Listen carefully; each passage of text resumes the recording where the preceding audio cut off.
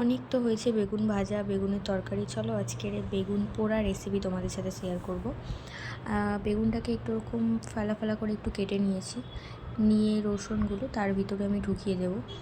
দিয়ে একটু ভালোভাবে তেল দিয়ে দেবো গায়ে, এটার গায়ে, টমেটোর গায়ে একটু ভালোভাবে তেল লাগিয়ে দেবো। রসুনগুলোও আটকে দেবো ওর ভিতরে। খোসা শুদ্ধ আটকাতেই হবে, খোসা শুদ্ধ না আটকালে পুরোপুরি পুড়ে যাবে। তাই খোসা ওরটা দিলে ভিতরটা পুড়বে না, কিন্তু ওর যে স্মেলটা সেটা থাকবে। এটা মেনলি ও স্মেলেই খাওয়া হয়ে যাবে, এত সুন্দরই এটা খেতে লাগে। তোমরা ট্রাই করে দেখো।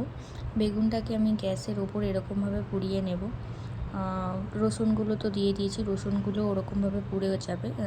এপার ওপার করে ভালোভাবে পুড়িয়ে নেব। আমি এখানে দুটো বেগুন নিয়েছি, দুটো বেগুনই ভালোভাবে পুড়িয়ে নেব। সাইডে রসুন কোয়াগুলো এক্সট্রা ছিল সেগুলো আমি পুড়িয়ে নিয়েছি। ওর গায়ের ওপর থেকে যে আগুনগুলো এক্সট্রা বেরোচ্ছিলো সেগুলো থেকে আবার একটা বেগুন বসিয়ে দিয়েছি, দিয়ে এপার ওপার করে ভালোভাবে পুড়িয়ে নিয়েছি। পোড়ানো হয়ে গেলে টমেটোটাকেও সেম প্রসেসে পুড়িয়ে নেবো। এটার গায়েও তেল লাগিয়েছিলাম ভালোভাবে। এটাও পোড়ানো কমপ্লিট হয়ে গেছে। হয়ে গেলে একটা পাত্রে এগুলোকে ফের নিয়ে নেব, নিয়ে এটা ভালোভাবে ধুয়ে নেব। এর ওপরের যে পোড়া পোড়া ভাবগুলো সেগুলো চলে যাবে। পোড়া পোড়া ভাবগুলো চলে গেলে এগুলো একটা পাত্রে নিয়ে নেব ভালোভাবে এটা জল দিয়ে ভালোভাবে দুবার একবার করে ভালো করে ধুয়ে দিতে হবে। রসুনগুলোও ধুয়ে নিয়েছি। ধুয়ে নিয়ে একটা পাত্রে আমি ধনেপাতা, কাঁচা লঙ্কা, পেঁয়াজ কুচিয়ে নিয়েছি, আর টমেটো, রসুন, আর এদিকে তোমার বেগুন তো রয়েইছে। এগুলো তোমার নিয়েছি। নিয়ে একসাথে এগুলোকে মাখতে হবে। এর বোটাটাকে আমি ফেলে দেবো।